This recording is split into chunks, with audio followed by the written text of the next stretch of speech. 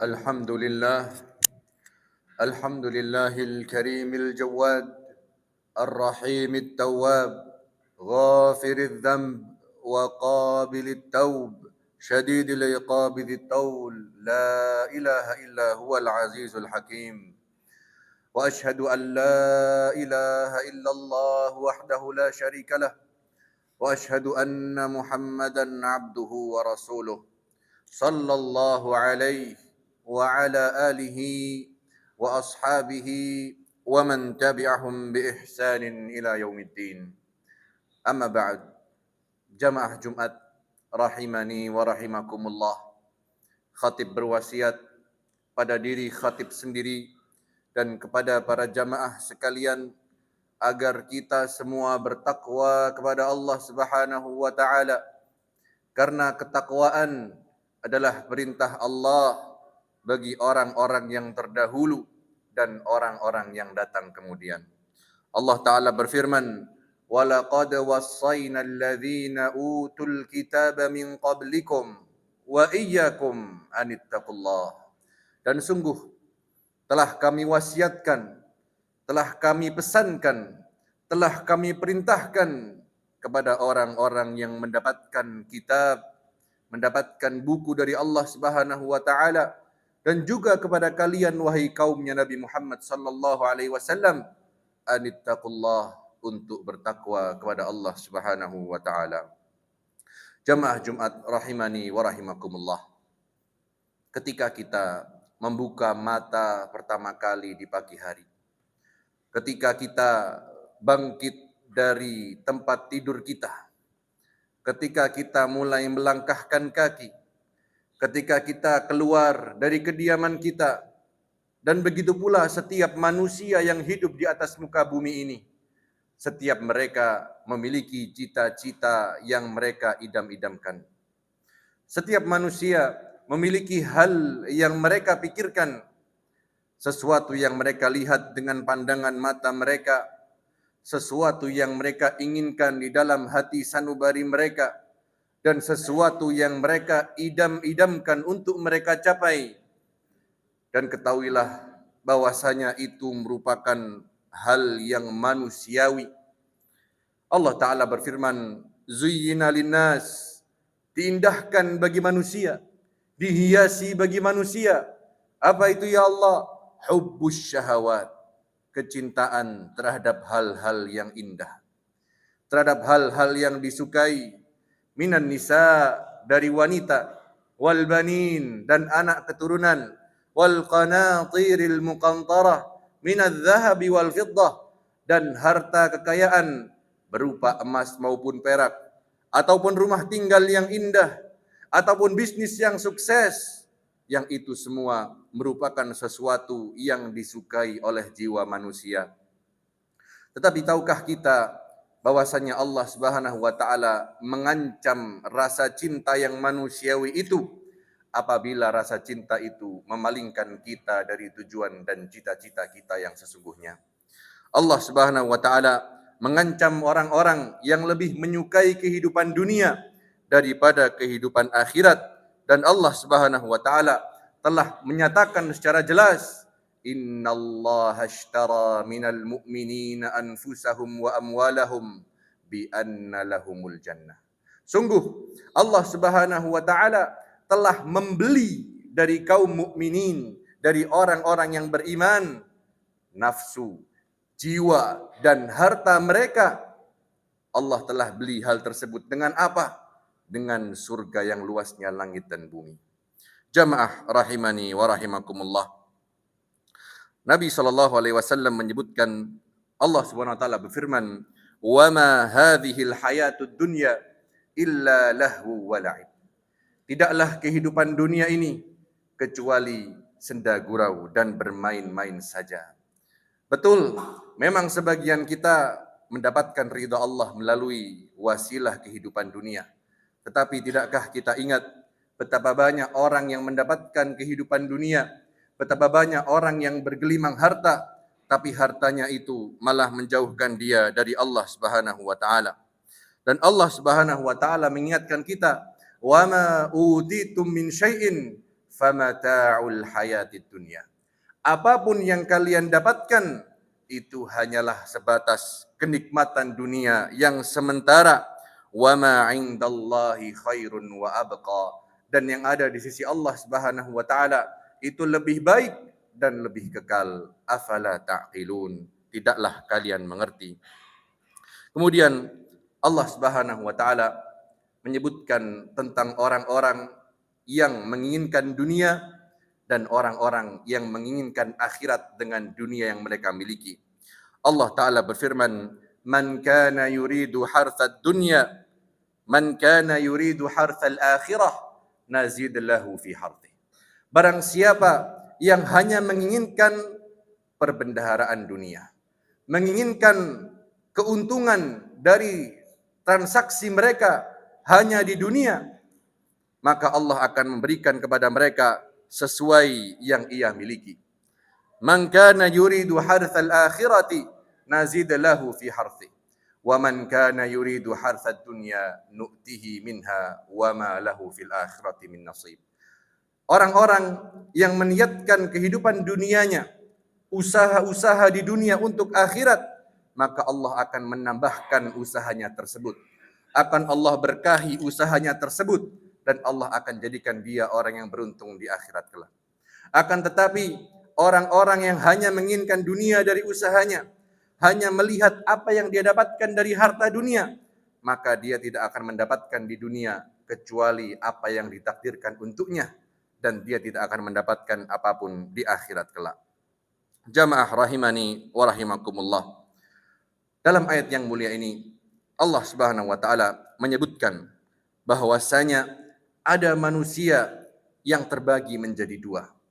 Sebagian dari mereka menginginkan akhirat dengan kehidupan dunia, sedangkan sebagian yang lain menginginkan hanya dunia saja dari dunia yang mereka usahakan. Yang pertama, mereka yang menginginkan akhirat walaupun mereka berusaha di dunia. Allah Subhanahu wa taala menjelaskan, bal tu'thirunal hayatad dunya wal akhiratu khairu wa abqa. Sungguh kalian itu sangat menyukai dunia, mengutamakan dunia dibandingkan akhirat, sedangkan akhirat itu lebih baik dan lebih kekal.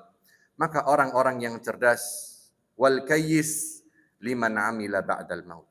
Orang yang cerdas, kata Nabi SAW, adalah mereka yang beramal untuk apa yang akan datang setelah kematian. Sedangkan orang yang merugi adalah mereka yang menduga bahwasanya ajal mereka masih panjang, bahwasanya umur mereka masih mendapatkan jatah dari Allah Subhanahu wa taala, wa tamanna 'ala Allahil amani, dan mereka berangan-angan kosong. Mereka menyangka dosa mereka akan diampuni, padahal mereka terus saja berbuat dosa. Mereka merasa apa yang mereka lakukan tidak berat di sisi Allah Subhanahu wa taala, tetapi mereka tidak berusaha untuk bertaubat dengan jujur. Inilah golongan yang kedua, yang mana Allah Subhanahu wa taala menyebutkan bahwasanya orang-orang yang seperti ini tidak akan mendapatkan ganjaran yang baik di akhirat kelak. Jamaah rahimani wa rahimakumullah. Nabi SAW bersabda, "Man kanatil akhiratu hammahu." Barang siapa yang menjadikan akhirat sebagai cita-citanya, sebagai hal yang terus ia pikirkan, sebagai tujuan utamanya, ja'alallahu fi qalbihi ghina. Allah Subhanahu wa taala akan menjadikan rasa kaya itu ada dalam hatinya. Wa jama'a lahu syamlah, dan Allah akan kumpulkan semua urusannya. Allah akan bantu dia dalam menunaikan urusan-urusan dan kewajiban-kewajibannya. Wa atathud dunya wa hiya raghimah, dan dunia akan datang kepadanya dalam keadaan hina. Sedangkan sebaliknya, wa man kanatid dunya hammah, sedangkan orang-orang yang menjadikan dunia itu sebagai cita-cita tertingginya, sebagai tujuan utamanya, ja'alallahu faqrahu baina ainai, Allah akan jadikan kemiskinan itu ada di hadapan matanya. Walaupun dia kaya, walaupun dia punya harta yang begitu banyak, tetapi seakan-akan kemiskinan itu ada di depan matanya. Wa farraqa alaihi syamlah, dan Allah akan cerai-beraikan urusannya, seakan-akan tidak pernah ada habisnya. Bertubi-tubi hal yang berat menimpa dalam hidupnya, walaupun ia punya harta yang begitu banyak. Walam ya'ti minad dunya illa ma qaddaralah, dan dia tidak akan mendapatkan dunia kecuali apa yang ditakdirkan oleh Allah Subhanahu wa taala untuknya. Jamaah Jumat rahimani wa rahimakumullah. Kita bisa melihat dalam hadis yang mulia ini bagaimana Nabi sallallahu alaihi wasallam tidak mengomentari apakah kita berusaha keras ataukah kita tidak berusaha. Karena seseorang yang cerdas, dalam hadis yang lain Nabi sallallahu alaihi wasallam bersabda, "Ihris 'ala ma yanfa'uk wasta'in billah." Berusaha keraslah, bersungguh-sungguhlah terhadap hal yang bermanfaat bagimu. Dan hal yang bermanfaat tentu termasuk kehidupan dunia dan lagi-lagi kehidupan akhirat. Tetapi Nabi sallallahu alaihi wasallam mengajarkan kepada kita, kita berusaha keras itu perlu, kita memberikan maksimal kita itu bagus, tetapi kita harus ingat apa yang menjadi motivasi dan latar belakang kita melakukan hal tersebut. Apabila orang yang melakukan sesuatu, motivasinya hanya dunia, motivasinya hanya apa yang akan saya dapatkan di dunia, maka seperti yang Nabi sallallahu alaihi wasallam sebutkan, Allah akan menjadikan kemiskinan ada di hadapan matanya. Allah akan cerai-beraikan urusannya dan tidak akan datang dari dunia kepadanya kecuali yang memang sudah ditakdirkan. Sedangkan seseorang yang dia tulus kepada Allah Subhanahu wa taala, dia mencari nafkah untuk keluarganya, dia berusaha melakukan suatu pekerjaan dengan sebaik mungkin karena Allah Subhanahu wa taala menyukai seseorang yang ahli dalam pekerjaannya yang baik, maka insyaallah dengan niatnya yang baik tersebut Allah akan jadikan kekayaannya itu ada dalam hatinya. Dan Allah Subhanahu wa taala akan mengumpulkan urusannya, dijadikan mudah urusan-urusannya, dan dunia akan datang kepada orang tersebut dalam keadaan hina tanpa ia harus menghinakan dirinya sendiri. Jamaah rahimani wa rahimakumullah. Sebuah hadis yang mulia dari Nabi sallallahu alaihi wasallam menjelaskan kepada kita, laisal ghina ghinal mal. Bukanlah kekayaan itu adalah kekayaan harta, walakinnal ghina ghinan nafs, tetapi kekayaan yang sesungguhnya adalah kekayaan hati. Kita belajar dari Nabi sallallahu alaihi wasallam bahwasanya terkadang harta yang kita miliki itu belum bisa menutupi lubang yang ada di dalam hati kita. Apapun yang kita miliki dari kehidupan dunia, apabila hati kita masih sakit, hati kita masih terluka, hati kita masih jauh dari Allah Subhanahu wa taala, maka tidak akan bisa menutup kebutuhan kita tersebut. Salah seorang ulama Ibnu Qayyim al-Jauziyah mengatakan, di dalam hati manusia ada kekosongan, ada lubang yang tidak akan bisa ditutup kecuali dengan menghamba dan menghadap kepada Allah Subhanahu wa taala. Aqulu qawli hadza wa astaghfirullah li wa lakum fastaghfiruh innahu huwal ghafurur rahim.